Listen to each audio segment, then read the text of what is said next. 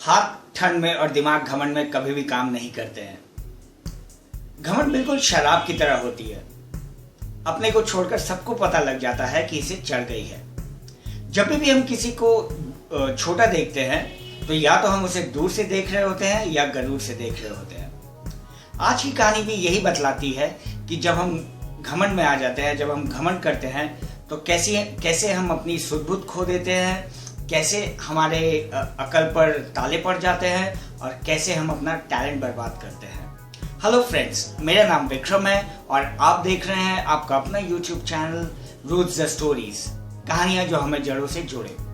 आइए अपने चैनल का लोगो चलाते हैं और देखते हैं कि कहानी क्या है।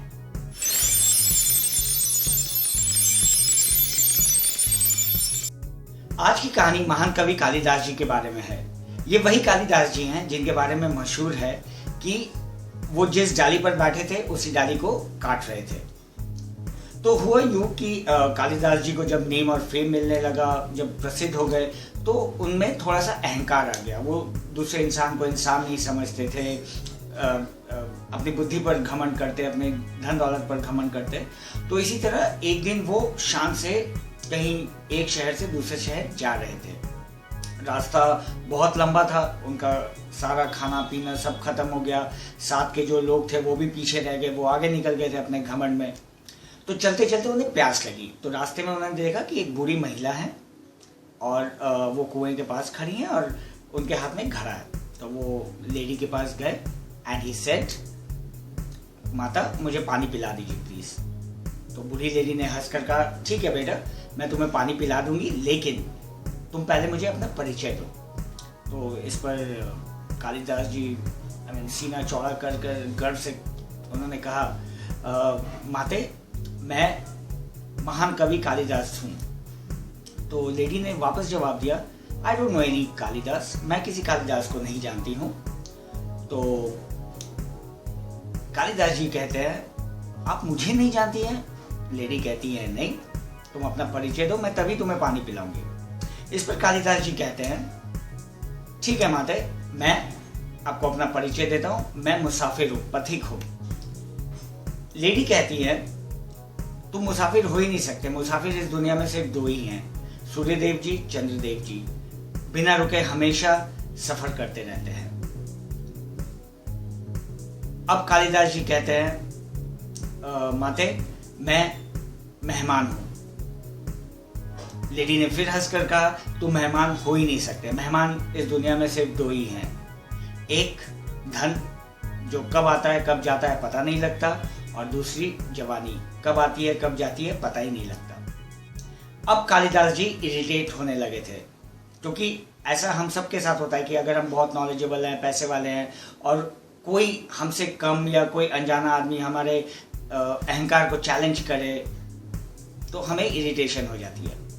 तभी भी कालिदास जी को प्यास लगी थी, तो उन्होंने मन मारकर कहा, माते मैं सहनशील हूँ। इस पर लेडी फिर हंसती हैं और कहती हैं, तुम सहनशील हो ही नहीं सकते हो, बर्दाश्त करने वाले हो ही नहीं सकते हो, क्योंकि बर्दाश्त करने वाले इस दुनिया में सिर्फ दो हैं।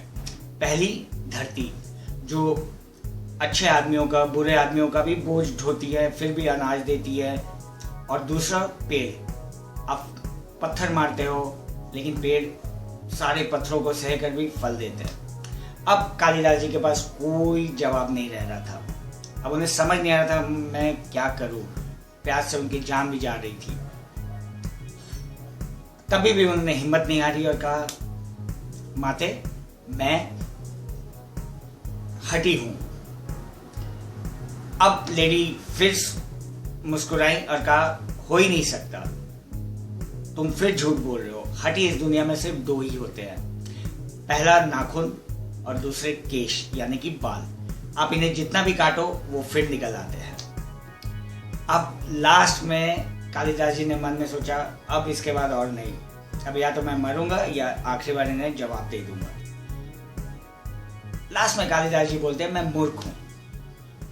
लेडी जोर से हंसती हैं और कहती है, तुम मूर्ख भी नहीं हो सकते, क्योंकि इस दुनिया में सिर्फ दो ही मूर्ख होते हैं, एक ऐसा राजा जो बिना किसी योग्यता के, बिना किसी नॉलेज के सब पे राज करता है, और दूसरा उसके दरबारी, जो सब कुछ सही गलत का डिफरेंस जानते हैं, फिर भी उसकी चमचागिरी करते हैं, उसे बट पॉलिश करते हैं।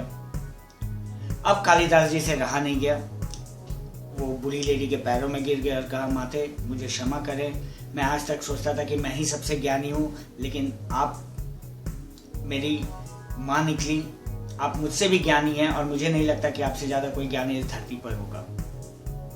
तो वो जैसे ही लेडी के चरणों में गिरे, एक आवाज़ आई, बेटा उठो, पुत्र उठो। उन्होंने माथा उठाकर देखा तो देखा कि सरस्वती माँ उनके सामने खड़ी है। उन्होंने माँ को प्रणाम किया। तब माँ ने कहा कि अगर तुम्हें ज्ञान मिलता है, प्रतिष्ठा मिलती है, धन मिलता है, तो इसका ये मतलब नहीं है कि तुम अहंकार करो।